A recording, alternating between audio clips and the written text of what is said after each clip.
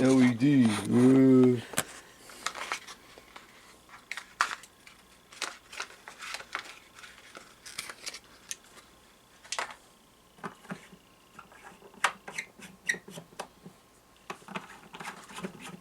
What's stupid about these is how much writing there is on the bulb. So distracting.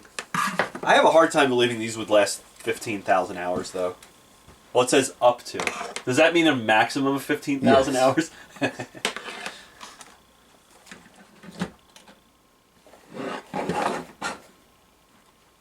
So they flicker, but it's not crazy. I don't know if it's my imagination, but I swear more light comes out of the back than the front on this particular It's probably bulb. like a flat diode, because they had ones that were clear, and that's what it was. It was a flat diode in there. Is it banding on the camera? Let's see. Yeah, oh yeah. That's exactly what the TruTones look like. So according to the comment that he or she wrote in there, they're 120 hertz flicker on the TruTones. That makes sense, because it's probably full wave rectified. I'm doing that in quotes, but there's no smoothing whatsoever. Yeah. So there's clearly a flicker to these bulbs, and it looks the same on the camera as it did as the TruTones.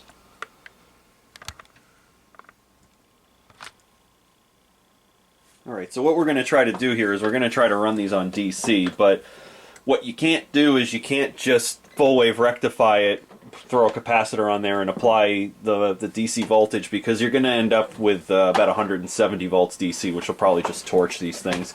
So I got this old... Yeah, go ahead. They don't draw any power. Is that free energy? So I got this old transformer here from an old piece of audio gear that I scrapped a long, long time ago, and I'm going to get a little creative with the wiring, maybe commit an electrical misdemeanor or two. Don't report or demonetize us for this, but I'm going to try to get 80 to 85 volts AC out of it. I don't know what the taps are on this thing. I'm just like throwing dice at the at the ground right now. So yeah, guess we'll give it our best guess, and we'll get it as close to 80 volts as we can. And for those of you who aren't in the know, the reason that I come up with 80 to 85 volts is if you take 85 and you multiply it by 1.4, because RMS is 0.707, so 1 over 0.707 is 1.4, or radical 2, is that'll give us a peak voltage of about 120 volts DC. So that's kind of what we're shooting for here, and we'll see what we can do. I am going to need a multimeter so I can measure resistance, and also something to strip the wires with. Oh, well, there's like 20 strippers on the wall, so that's perfect. For choosing. I have the same exact meter. I have. Actually, oh no, I have the 117. We'll use that one because it stands up better. Okay.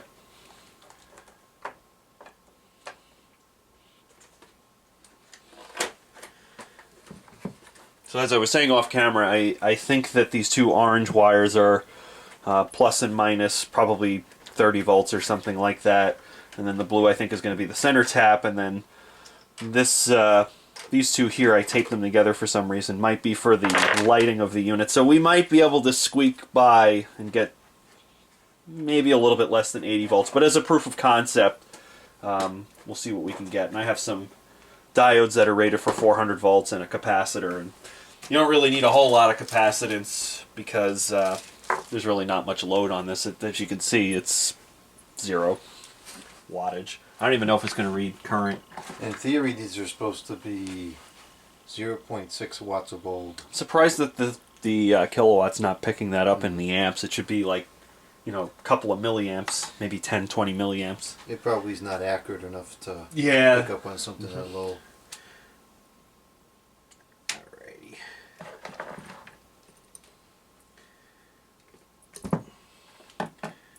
This is interesting. The wires are all tinned underneath the insulation here. See if this shows up.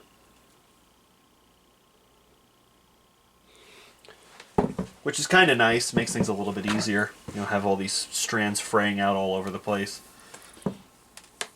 So I guess the first thing we'll do is we'll do a resistance check just to see if this is indeed the center tap or not. So we'll set our meter to resistance. Sorry that the tape is kind of sticky. We can try to clean these leads later on. Alright, so that's 1.2. Come on. That doesn't make a whole lot of sense. Yeah, it's picking up the resistance in my fingers. Okay, so. You want the alligator clamps instead? Yeah, that would be helpful. Maybe the green is the center tap and the blue is for something else. That would possibly make more sense. I thought maybe the green was for the ground, but it's a transformer. You don't really need to ground the secondary side of it. It doesn't really make a whole lot of sense to do it that way.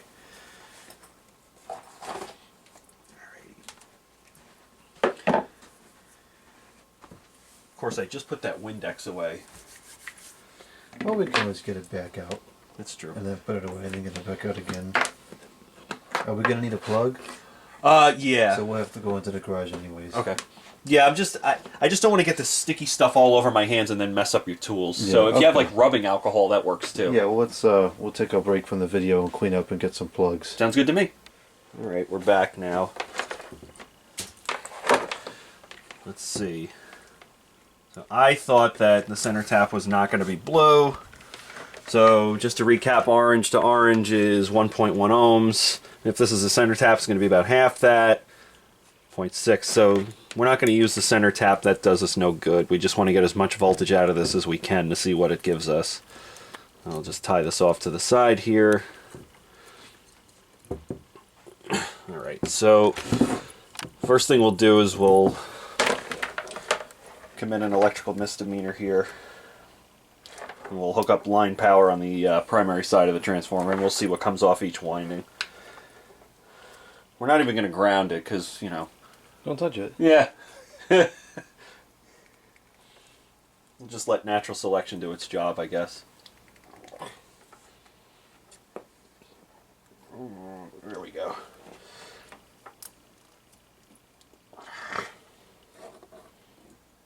I was just going to jam the wires in the outlet, but I don't want to set too many bad examples here. I would do that too, but we'll try to do a little better because it's on video. Okay.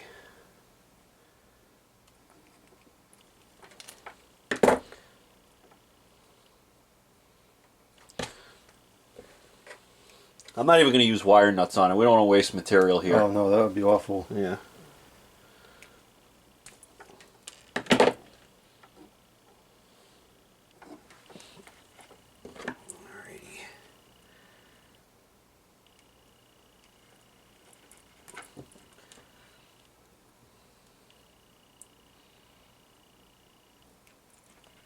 And for maximum enjoyment, we'll make them as close together as possible. Maybe get some sparks. Yeah.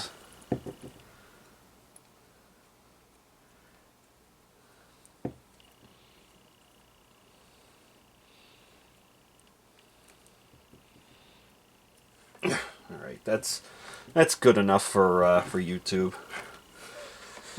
All right, so we'll hook this up to volts and we'll see what we get out of there. We'll be somewhat safe. All right, so that's 45 volts, 46 and a half. So that's something to get started with. So 46.5 times radical 2. That's 65 volts. So we got to get another 20 volts out of this thing. Wait a minute. Hold on a second. That's 65 volts DC. So we're like halfway where we need to be. So we got to try to squeeze another 40 volts out of this. Alright, so one of these is going to be a ground, the other one's going to be different taps off of another winding, I think.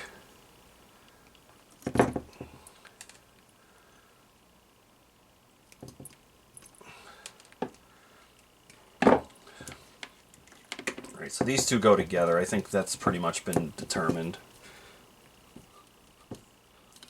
That's one winding.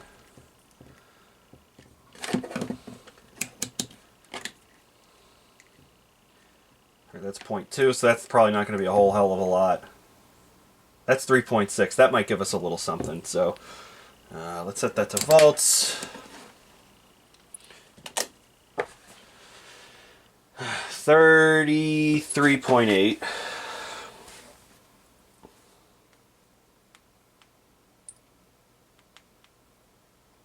What did we have before? 46? Yeah.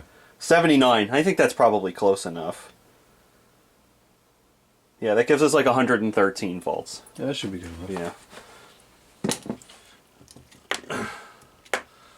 Alright. I don't know what the polarity is, so these may add to each other, they may subtract from each other. I really don't know what's going to happen, so we'll have to try both ways. So the brown I don't think we were using the yellow and the blue, right? So hopefully this doesn't trip your outlet here. Alright, so that's 12 volts, so they subtracted from each other.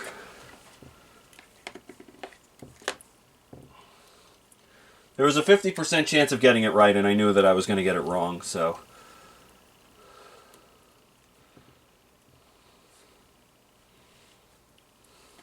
Alright, let's try this way. 80 volts. 80. Alright, so that should be perfect. Or close enough to perfect that we can get. But then again, the line voltage in the house is a little bit low, so it might go up in the low 80s when you don't have all these other lights on. But it doesn't really have to be perfect. Alright. I guess the other thing we probably want to do is we want to heat up the soldering iron so we can solder some stuff together. Okay. And if you do something like this, you want to use a good film capacitor because these can just take the abuse for very long periods of time. This is 400 volts DC, which is more than enough. 4.7 microfarads.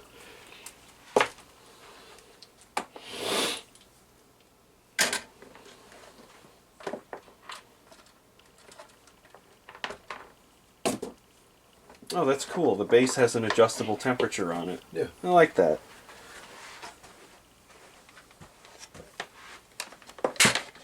There's a mosquito.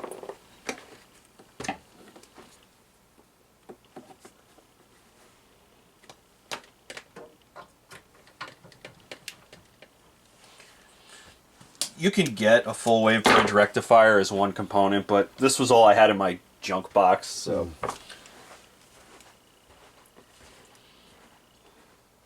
So we're going to have even more exposed connections, which makes this even more fun, so we'll have to be even more careful.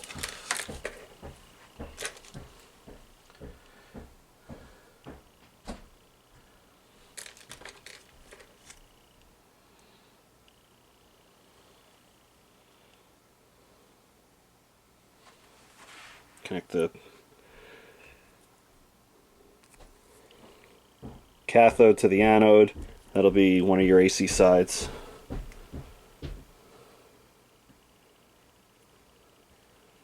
See, I'm so spoiled at work. Our soldering iron stations are... Oh, nice. You got the wet sponge, or closest thing to it. The ones that we have at work, they heat up in 5 seconds. Oh. Because they're like 75 watts. So. This one I think is 30 watts maybe? Yeah, so probably about 60 to 90 seconds 40, it'll be warmed 40 up. watts. Oh, that's a fair amount. And then we'll connect the two cathodes together like that. That'll be your positive output. And we got to kind of... It's where it's going to be a little bit of a pain in the butt. We might have to solder some extra wires on here.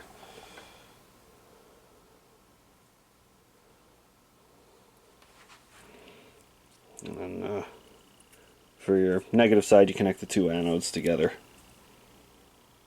I keep trying to put it in front of the screen. I don't know why. It's just because I guess the screen is centered, and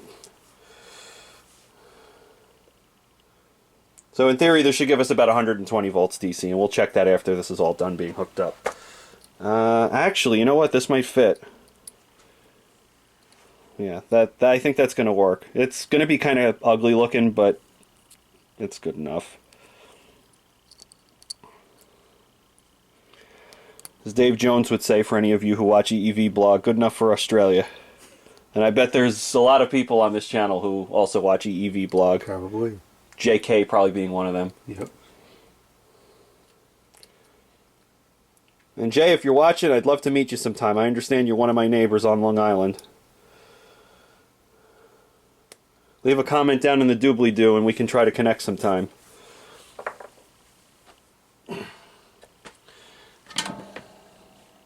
It's pretty hot. Where's the solder? In the box. This is a nice soldering iron. It has a nice tip on it. You want a different type? I got a bunch of different sizes. If you have a bigger chisel tip, it actually would make it a little Well, easier. now that it's hot, you know, Whatever. it would have been more ideal to change it before we turned it Well, on. yeah, of course it would have been more ideal, but like we said earlier off camera, we don't really do things that make sense around here. This is from Radio Shack. Look at that. The Lost Relic. You know, I heard that there's like some of the stores open back up or something like that. I don't know if that's true or if that's just YouTube-ness, but Could just be people talking. I mean, it'd be great, but I don't see why that they would. I loved Radio Shack when I was a kid. I used to use those electronics project kits. It's probably part of the reason I ended up in the industry I'm in. This is going to be a little tough because the chisel tip gives you more surface area, and this is a big tab, so it's going to take a lot of heat to...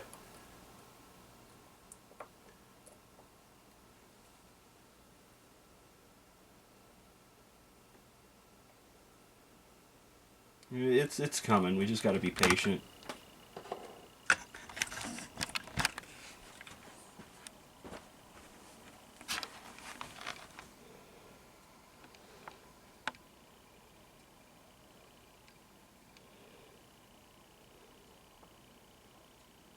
All right. I'm having trouble getting the tab to heat up. I'm having no problem getting the wires to heat up, but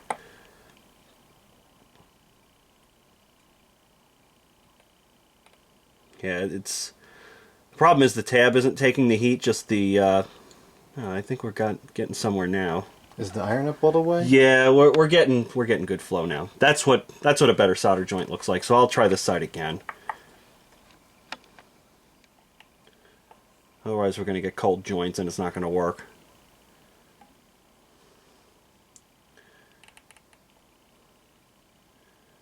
Alright, now it's taking the solder. Come on. Come on. It's coming, it's just... There we go. Alright, we'll let that cool off.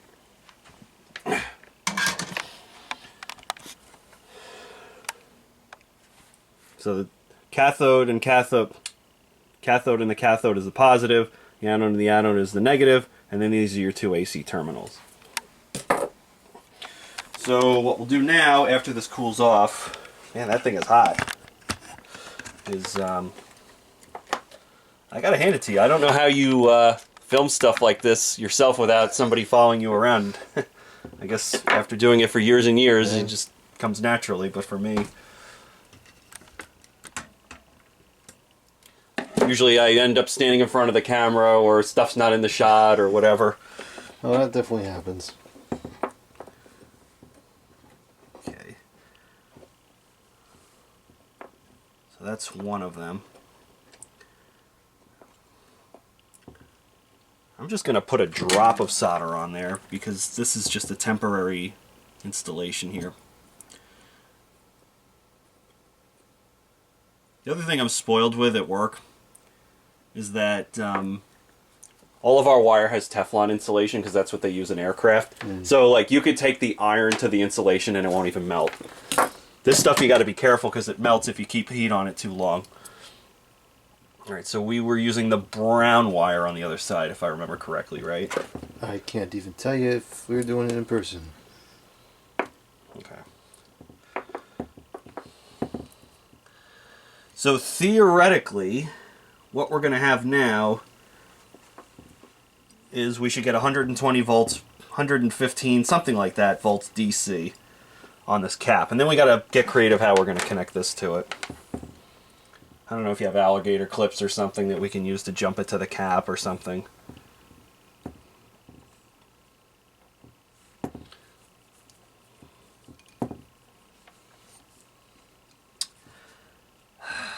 Come on.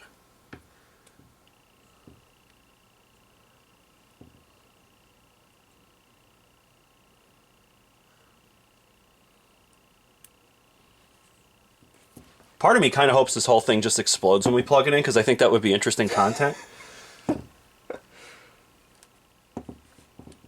But But if it doesn't happen, I apologize in advance for making it boring. I gotta prop this up on something because it keeps trying to fall. There's rocks in that soldering box. Oh, perfect. Yeah, that'll help hold it up for me.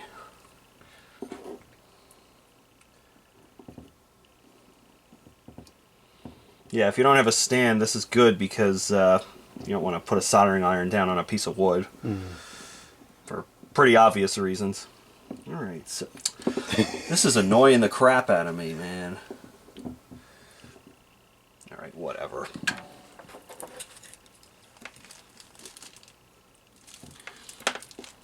You want to crimp it down with a plier? Yeah, I think I'm going to have to do something like that. Because, you know what? This could have been avoided if I just stripped a little bit more insulation. Here we go.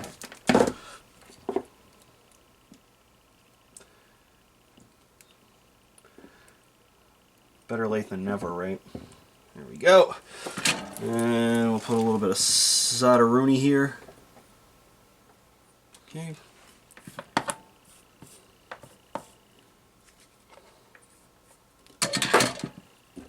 Okay, so we'll do a voltage check on this and we'll make sure we're getting 120 volts DC out of it. Or approximately, give or take. Not like 25 or something stupid like that. Alright. Okay, that's wrong, so... Alright, well, that was a possibility, right?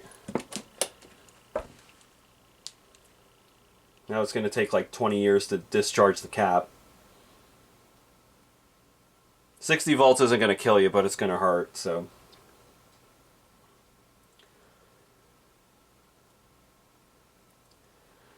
Alright. Are we on the wrong winding on the transformer? Yeah, I think I might have made a mistake with the wiring. It was probably the yellow one, not the brown one. Something stupid like that. You know what I can do? I'm going to measure the AC voltage coming in. Yeah, it's 52 volts. It's still wrong. Yeah, I must have hooked the winding up. Okay. It probably was the yellow one. I knew that was going to happen.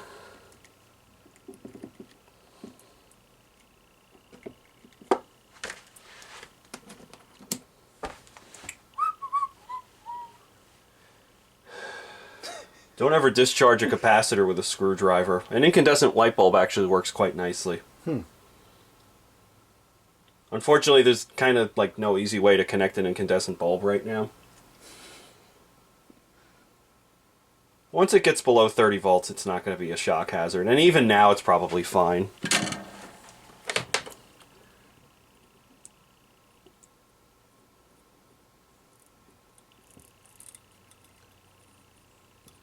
Okay.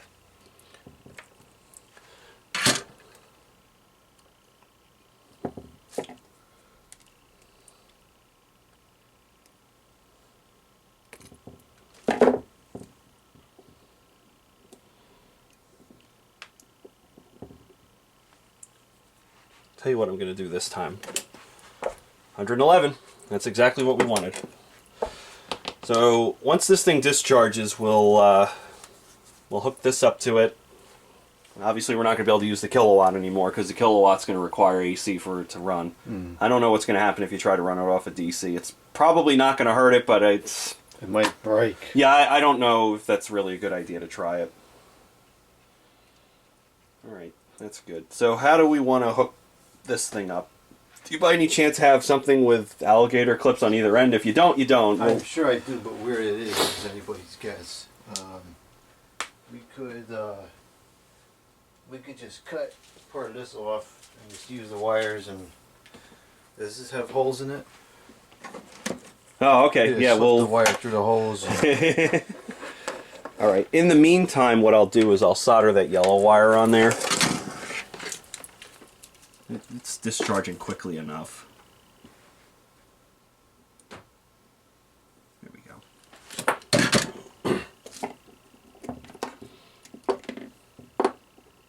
Yeah, it's good. So then the question is, if this works with this, TruTone is probably the next thing we want to try. Maybe take one bulb out and see what it does. If this works, this might go viral. It might. Although people don't seem to care that much about the flicker. Yeah, that's true. People like us are probably the only ones that actually bothered by it. There's dozens of us. Dozens, I say. There might be 15 or 20. If you're lucky.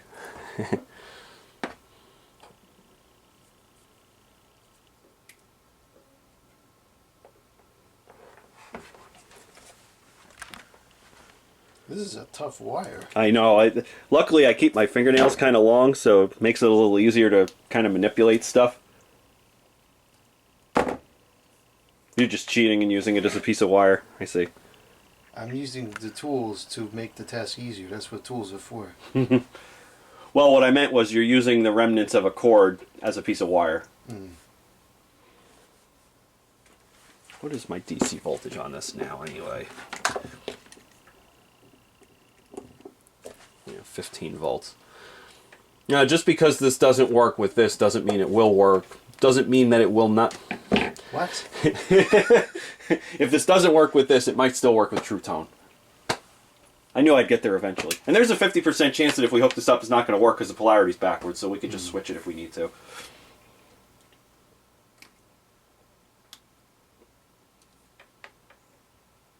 Or one will light up and the other one won't, because they could be making them inconsistently. I would not be surprised by that at all. And with AC, it doesn't matter.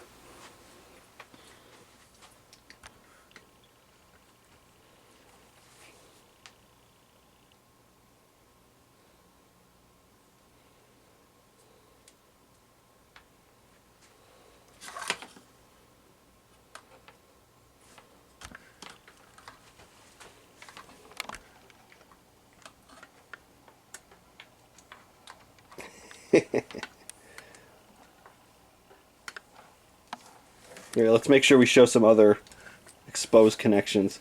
Nothing but the best. It's a very sturdy connection.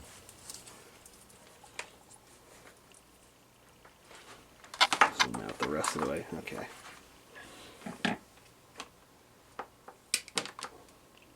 We're already at over 20 minutes. That's nothing. Oh, I'm sure it is nothing. I'm just surprised how quick it went past.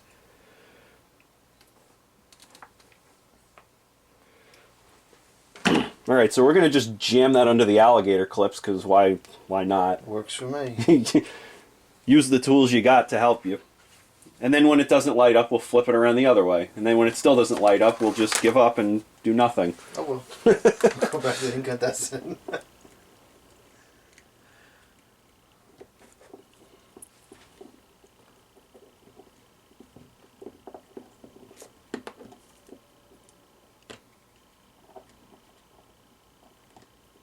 Now the drawback of this, of course, is that the power factor may not be that great because we're adding a transformer and that could affect the power factor a little bit. Plug into the thing and Yeah, we could do that.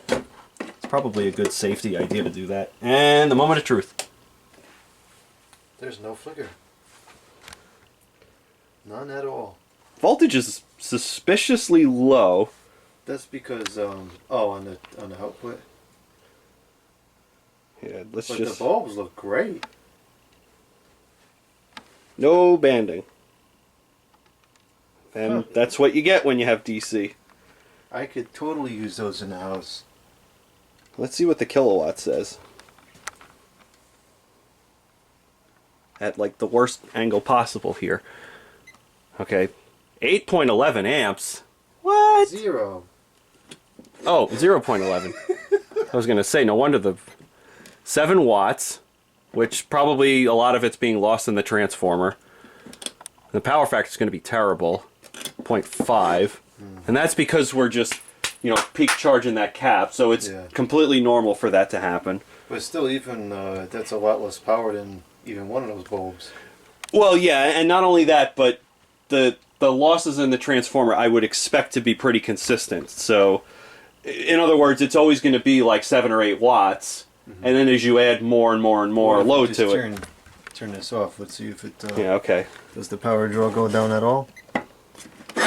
No, it's still 0.7 or 7. So if we turn this on, it's not even having any effect. All right. So that's kind of good. Yeah. All right. You want to try the TruTones then? Might as well. This looks great. Wow, we had a 50% chance of getting the polarity right, and we actually got it right the first shot. That's rare. All right.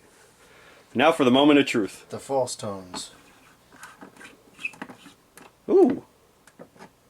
It's still flickery. No. Yeah. How could that be? Let me check. And it's very dim. This is not working as well. Well, this also could be in backwards. I don't see any banding. If I move my hand around it, I see flicker.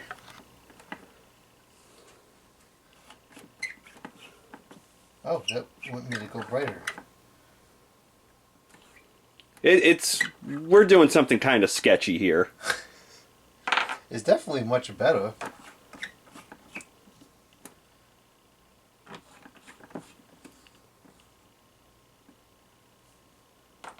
We might want to try swapping the polarity. Yeah, to me the green one is flickering. Not much, but it is definitely. Let's put these lights off for a second. Okay. No, maybe not much, just slightly. Looks a little weird to me. For what it's worth, there is no banding on the camera whatsoever. It's definitely a huge improvement. They're dim.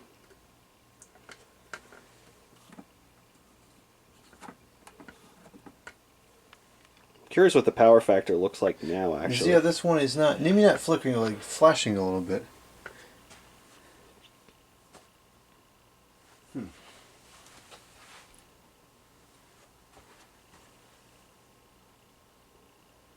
You know why it's doing that? Because of the twinkle lights in the kitchen. You think so? Yeah, I bet if I unplug them, it'll stop. Because every time one of those bulbs turns on, there's going to be a huge gulp of inrush current. And it's going to drop the line voltage in the house the tiniest bit, because this might be on the same circuit as the kitchen. No, it's definitely not. Okay, well, just as a proof of concept, because that's the only load that you have in the house right now that's not constant. Okay. Is it off? Uh-huh. I can still see it.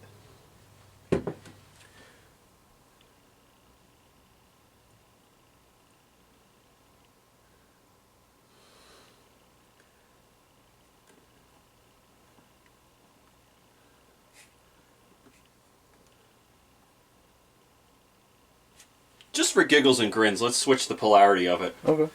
In theory, they shouldn't light up.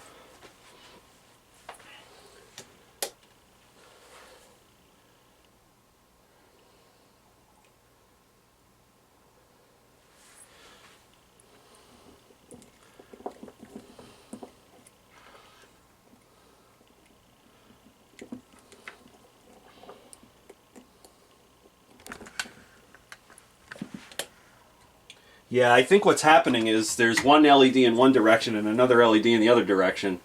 Because otherwise, if I did this, they should stop working.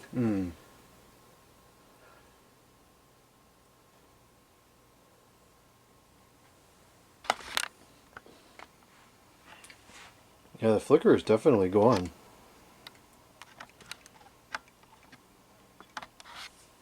It does seem like these nightlight bulbs are responding a little bit better though. Those might have a diode in each direction, too.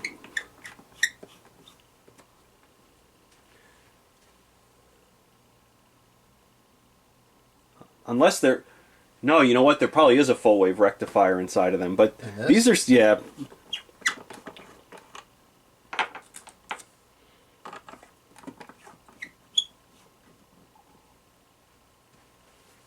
Question is, how much brighter are they when they're running on strict AC? You know what might be worth trying is if you get another candle base, and we put one next to the other. Grab another one.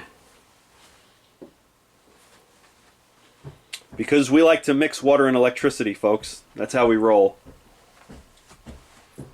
I'm going to guess it's probably going to be quite a bit brighter I think so. on AC. But I just don't understand why. If it's full wave rectified, it's just going to be seeing pulses of positive AC. This is just the cap and the diodes just smooth all of that out. So I don't understand why this is so much dimmer. It doesn't affect the nightlight bulbs for whatever reason. You think it's a load issue? Because it does seem like it goes down slightly when you connect these other two. Take them out. Just the two. So we're at 110.6 the volts. you're losing about a half a volt each bulb you add. And now again, this transformer is really not designed for what we're doing. We're just cobbling something together from a pile of junk that I had at home. If we get an actual transformer that has an 85 volt tap on it, it may work a lot better. Yeah, it's about twice as bright. It's also twice as flickery. Certainly looks a lot nicer on the DC circuit for sure. It may be worth trying to get that transformer that's rated for 85 volts. Now, out of curiosity, I bet there's no difference. That one flickers very pronounced. Yeah, I don't really notice much of a difference in the brightness in the nightlight bulbs. Only very slightly. And any difference is because of the 5 volt drop and all of this, Right. stuff that's rectifying it to DC.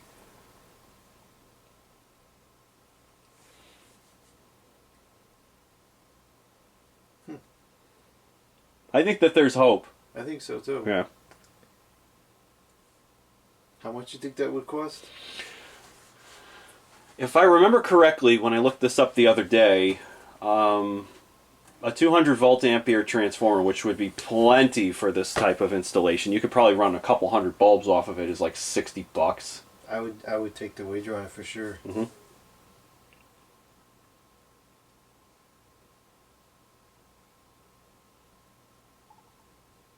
Yeah, I don't notice a difference at all with a nightlight bulb. Out of curiosity,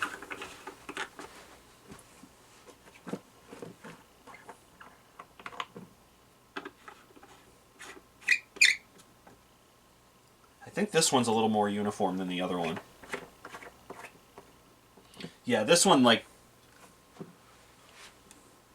Well, like it's crooked on the inside or something. yeah, well, Poor quality control. the socket for the candle may be kind of junky, so I just don't understand why these are so much dimmer. Like, does the 5 volts really make that much of a difference? I It wouldn't could. think so. It could. It shouldn't, but I don't know. I don't know what's in their secret sauce. Yeah. Well, they claim that it should work. I think that we're going to have to do a part 2 on this at some point. I think so too.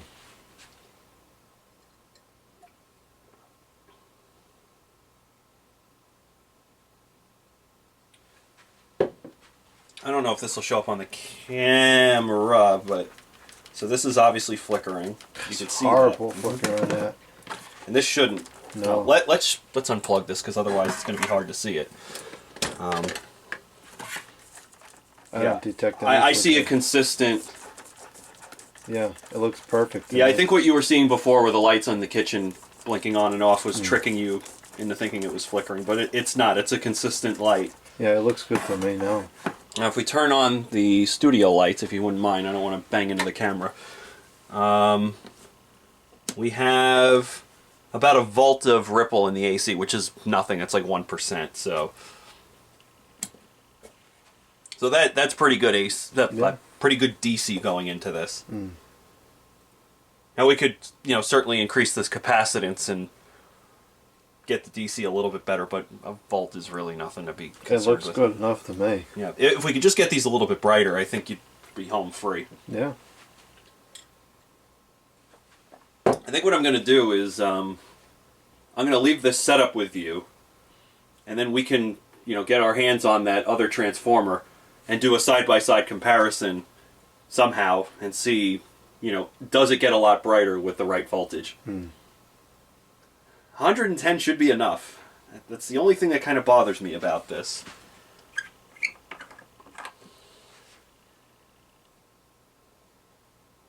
These look exactly like the real bulb. It's kind of cool. They really Like do. even the base. There we go. The shape of the bulb is perfect. Yeah, too. they did a really nice job with this. I like it a lot.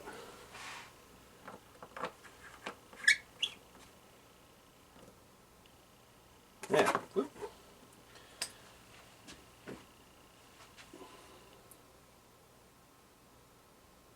Yeah, I think that there's hope here. Yeah, I think this might work.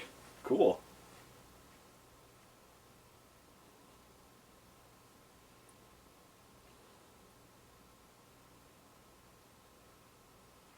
power factor look like now? 0.56. It's going to go up the more load you put on it. But it's never going to be perfect because circuits like this don't have very nice current waveforms. You could probably get it as high as maybe 0.75, 0.8. Oh, I think that proves it could work. Out of curiosity, if it even shows up, what is the power factor with the somewhat false tones? 1? Well, you got a mix in there. Well, it's so low it can't even measure amps. It did measure the whole string itself with all 10 of them. Yeah, I don't think remember what it was. It's so far down in the noise it really can't make a calculation.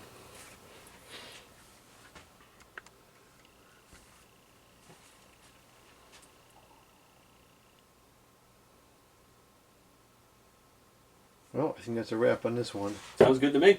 Till part 2.